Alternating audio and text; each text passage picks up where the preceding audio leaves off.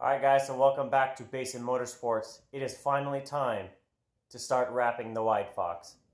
Now if you remember back when I did the overview and I've done the class review on the Avery Dennison Basic Intermediate class on wrapping, you know I brought home this graphic and I was going to put it on the hood. The graphic itself right now, what I've got is you can see that it's being held in place by two magnets on the upper corners, and it's part of a larger roll. So what I want to do first is just cut down the roll itself and get just about an inch to an inch and a half of extra material on each side of the hood. That way it makes it a little bit more easy to use, and then I can start wrapping from that point.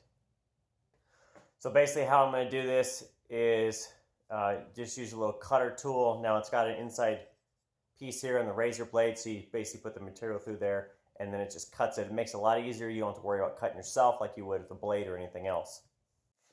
Okay, so one thing to note real quick is that instead of just going kind of crazy with it, what I ended up doing was taking the edge right here, and this is the edge of the hood itself, and I've given myself about 2 inches. So you can see the blue line, that is just dry erase marker, basically following the edge of the hood, so I knew where it was, and then I added about somewhere around 2 inches to each side beyond the blue line.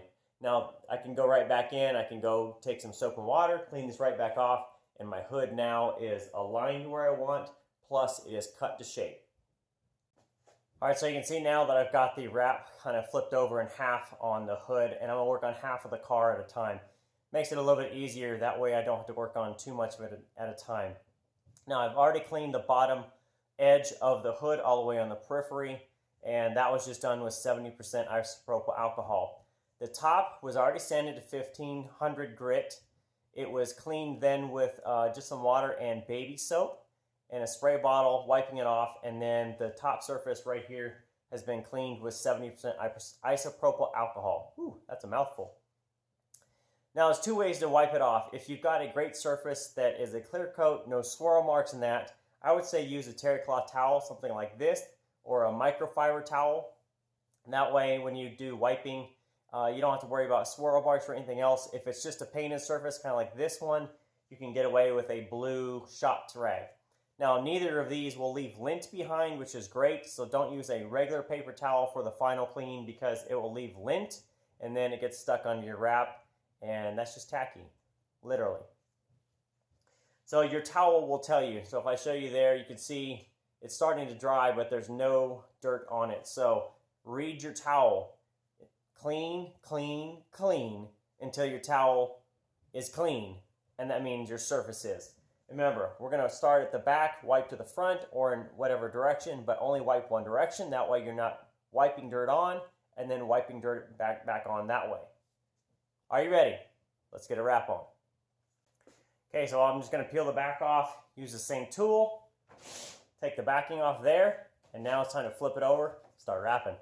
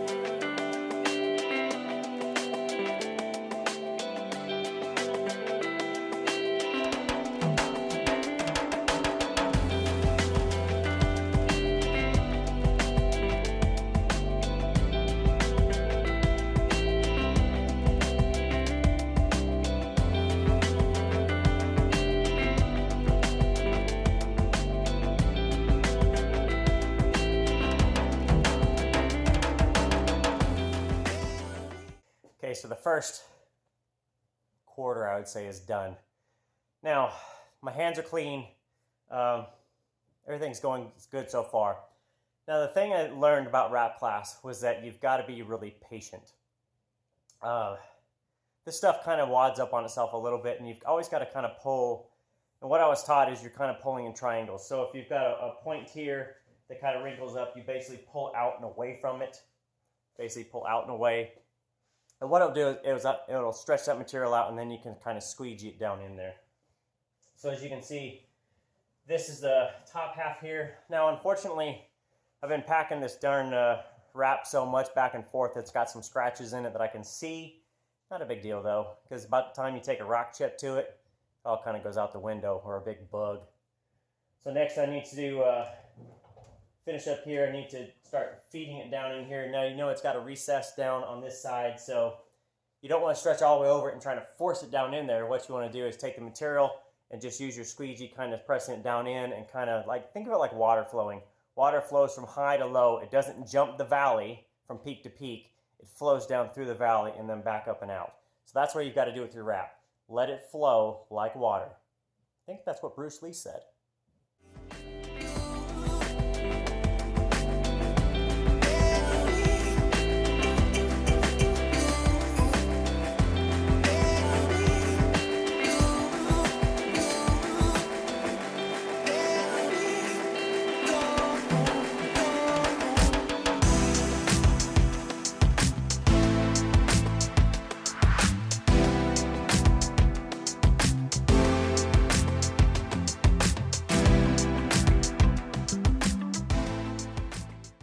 Okay, so with one half done, I can now flip over basically the free piece, take the backing off, and then start that way. Now remember, just let the stuff flow down into here. So I've got a couple air bubbles in here that I'm gonna have to use a little bit of heat just to try and get the memory back out. Nothing major. You can definitely see there's some dents in this hood now, but it's not bad. It's not really that bad. The key is just being patient and just let it flow through there. So again, I'm gonna flip this over, get this other half going, and we're gonna get this hood done today.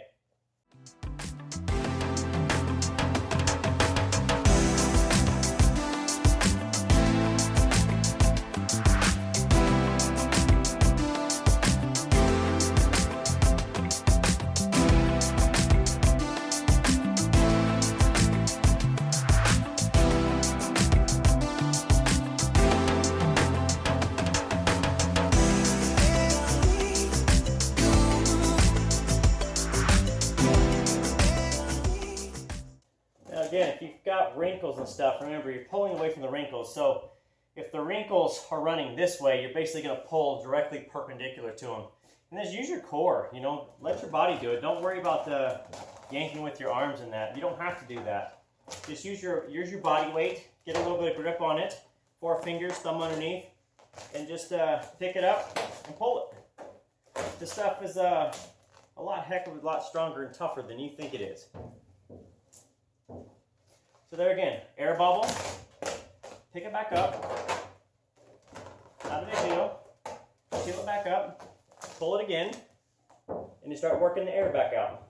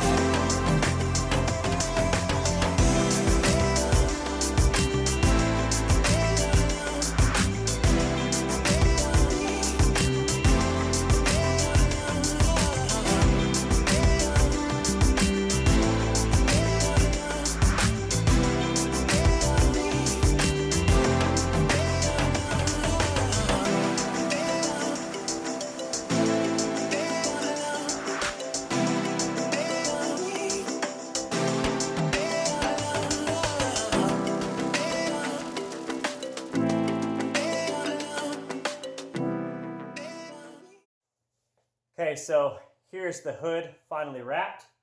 I did actually have, seriously, almost dead center of the hood, I had a bubble in there that sucked. So I ended up pulling up basically everything up to that bubble, getting it back out, or it was more like a wrinkle. But anyway, just take your time with the patience and all that. It'll get done, and you can see now the hood is wrapped. So at this point, unfortunately, I've got to stop for the day because it is dinner time, and I'll just leave this alone. There's a couple mistakes in the far up corner. I ended up, because I was really running tight on the pattern, I ended up pulling it kind of down towards this corner, which meant I had to overstretch it in that corner. What happens on vinyl when you overstretch it, it turns white. It turns whitish. So if you ever see this thing in person, I'll show you on film just so you know what it looks like. But anyway, kind of that light green, what you'll notice is that the film starts transitioning to a little bit of white. And really, you could play it off. You could play it off as that it's meant to be like that, but honestly, it's a mistake. I've overstretched it, and that's just because I really wanted to get the pattern on here. Otherwise, I think it's in great shape. So I'm going to leave it alone for now. The next pieces are going to be trimming the edges, basically folding the edges to the back side, taping them, and then heating the whole thing. So I need to heat this with a heat gun to about 180 degrees, and that gets the memory out of it. So the material wants to shrink back. If you've kind of pulled it and everything else, it'll want to shrink back. What you want to do there is just heat it up to 180 degrees, which is what Avery Dennison recommends.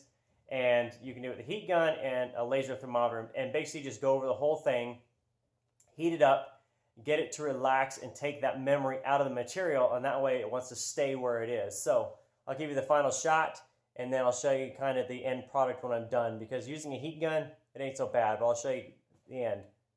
Stay tuned. All right, so once you've got the top surface heated with your heat gun and rubbed down, you're just gonna heat it. Basically what I did is I had two hands, one with a heat gun, and I went ahead of the rubbing hand, which now has the vinyl wrap glove. And what you do is you heat the surface. Now again, it only has to be 180 degrees based on Avery Dennison to take the memory out. Most heat guns are like 800 and 1500 degrees. I mean, they are like scary hot, fast. So just kind of use a little bit of care, really, not to overheat it. Just heat ahead of the material and then rub your hand across it. What you're doing is you're helping kind of activate the glue a little bit to where it really wants to heat up. It really wants to activate and stick down to your surface, because your surface is great. Remember, you sanded it.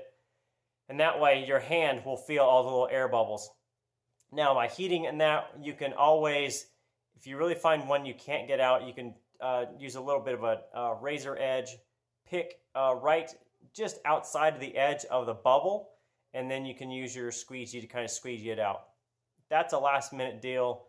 Try not to do that, but if you have to, you do. Now, once the top surface is done, you're going to move to the bottom.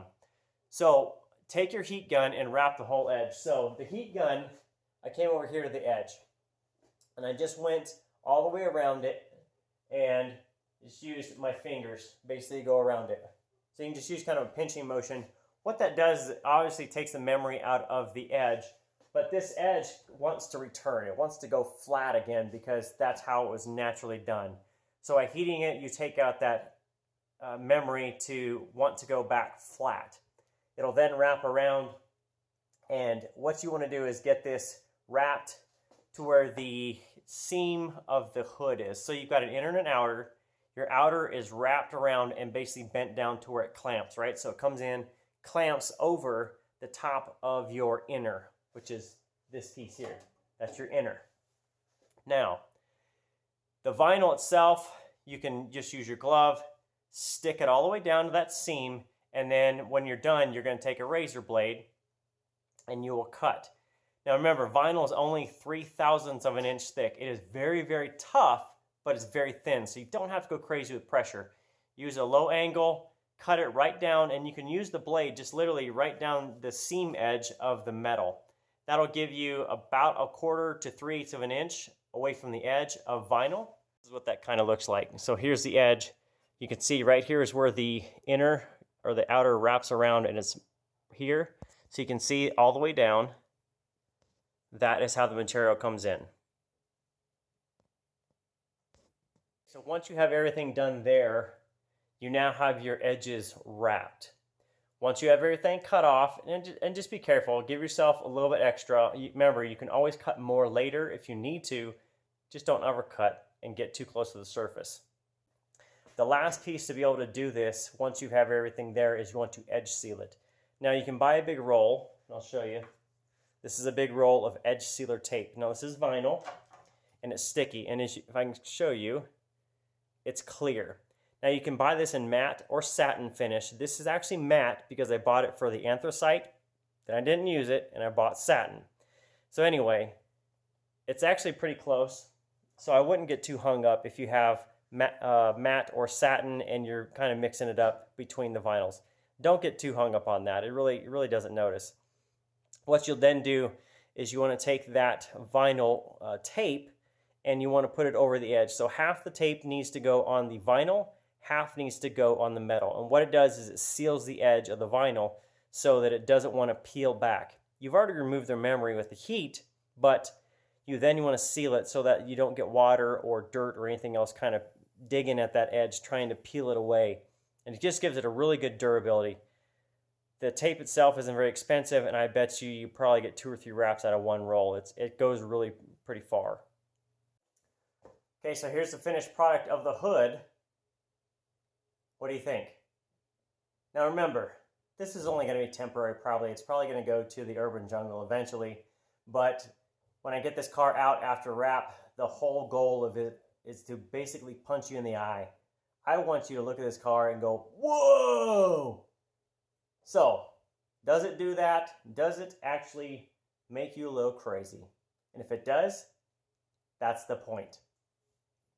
Now again, I will show you the 2 mistakes I made just for your reference, and I'm honest with you guys. I'll show you the mistakes I made so that you know what not to do, and if you ever see it in person, it's just a mistake. It's not a big deal.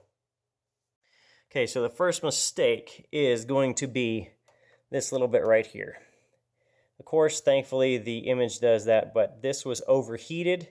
I was heating it, and I ended up looking away and overheated that, so that bubbled right there. Kind of get in on that. Little focus, maybe not.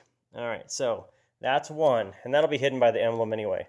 Second one is if I stand back and get this thing to focus, what you see, you notice how this is a rich green all the way, and this starts to go white. Remember I said I had to pull this to kind of get this way, so I ended up over pulling this area right here. Right there. You can see it's kind of white. And that's just me trying to get it to fit, because I was trying to make the graphic fit. So it's not a big deal. I mean, is anybody really going to notice that? Nah, probably not. Alright, so there it is. There's the hood wrapped. Now again, this was going to be practice. If I didn't like it, I'd take it off. But I got to tell you, I like it. I like it a whole lot. Now, is it going to match to everything else? I don't know. But I'm going to do the cowl next, and I'll do a separate video for that. And then, of course, I'll probably move on to maybe the doors and that, and leave the fenders and that for the end. So again, take your time with it. Vinyl is actually, I'm not going to say it's easy. It's doable. I'll say it's doable. That's it from this time in Basin Motorsports. Let me know what you think. Is it punchy in the eye? It should. That's it. See you next time.